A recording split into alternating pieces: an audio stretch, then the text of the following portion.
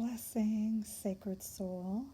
This is Smadar, and I am here today with a message from a goddess. And I want to tell you the story about this card. Last International Women's Day, I was guided to pull a card for the community. And this is the card I pulled. This is Sedna from the goddess deck of, well, here, I'm going to just show you who it's from because I do not at the moment want to get her name wrong. So I pulled this card, and I don't know about you guys, but if you've ever pulled a card and wanted to put it back in the deck and get a different card, that's how I felt when I pulled this card. And the reason I felt that way was because the story was a little dark, and I was trying to bring something to inspire the community. And I guess my judgment got in the way, my egoic judgment about what is inspiring and what is uplifting. Because what I think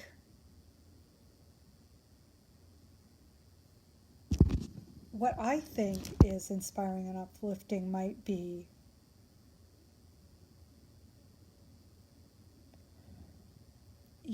not be what others see as that. Anyways,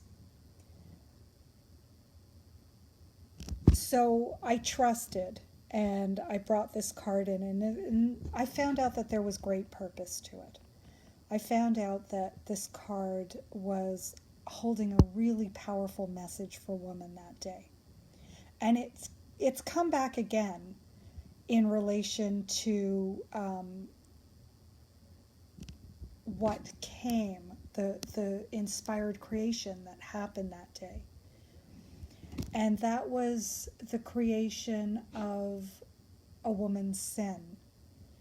And a woman's sin is many things to me, one of which is a book that I will talk about over the next little while.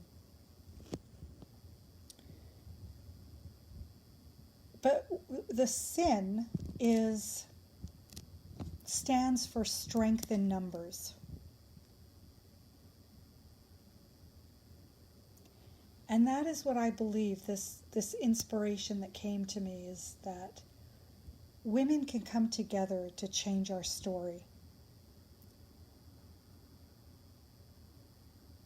That we don't need to wait for the patriarchy to let us in, and we don't need to wait for our governments to save us.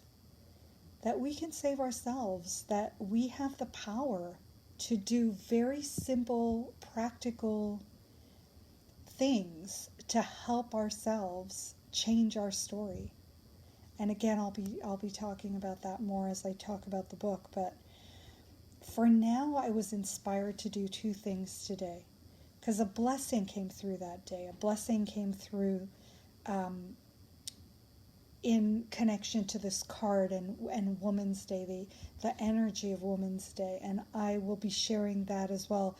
You can find it on my website and in the Facebook group, but I'll be sharing it again. And there's a bit of a mystical story to that, because I was inspired to record the blessing this morning. And I went down to my computer and recorded it twice, and there were some issues with the recording, so I had to do it one more time. And the third time, something really mystical happened. When I was recording, it was almost like there was an echo. And there was this high-pitched tone that came with the recording. It was so mystical. It was as if the voice of woman was joining me in this blessing. And I don't know if I'm going to be able to share it because the high-pitched tone is quite powerful. It almost knocked me off my feet and started me on the path of a migraine. So I don't know if I'm going to be sharing that. I'll try and figure that out. I will share the blessing in some way through a recording because that was what I was guided to do. But let me just, before I run out of battery, which is I'm getting close to, let me read you the story of this and why I was a little taken aback. And by the way, that's an opal crystal from my Song of Sister website, Song of Stones. And I don't know if you can see, there is a goddess there. You can see her head, her heart, and the lower part of her body. I'll talk more about her another time. So Sedna has a message for us. Sedna, the one down there, was once a beautiful Eskimo woman who lived with her father. None of the local suitors appealed to her, and she refused to marry until a fulmar, a type of bird, from across the sea, promised to take her to his home of luxury. When she found that she had been deceived and was ill-treated, she begged her father to take her home. As the two were crossing the water, a flock of fulmars caused a huge storm to arise. To save his own life, Sedna's father threw her into the ocean. As she clung to the boat, he chopped off her fingers, which turned into whales, seals, and all the mammals of the sea. Sedna descended to Adlavam, the Eskimo underworld, where she now rules the dead. To ensure she will continue to send food to hunters, shamans descend to visit her, comb her hair, and massage her mutilated hands. Sedna is a reminder of the nourishing gifts that are to be found deep in the dark, cold places that we most fear. So you can see why I might have hesitated to share this card on International Women's Day when I wanted a really uplifting message. But what I realized was that this story reminded me of I don't want to say plight, the situation, the experience of woman in the patriarchy, that she has been forsaken, that woman is sold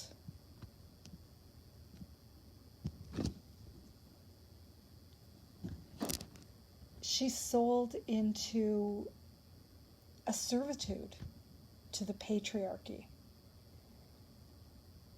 And under false pretenses. And once woman awakens and realizes what's happened,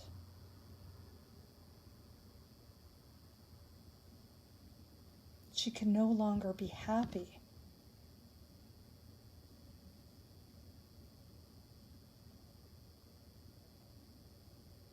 And that's when she realizes that she's been deceived and ill-treated.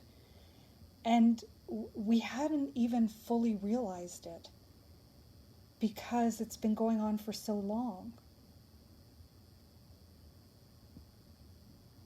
And we're honestly kept very busy. You know, our societies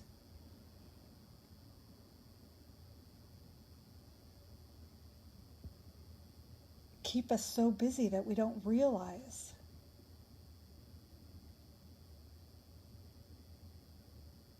that we don't have a voice within it.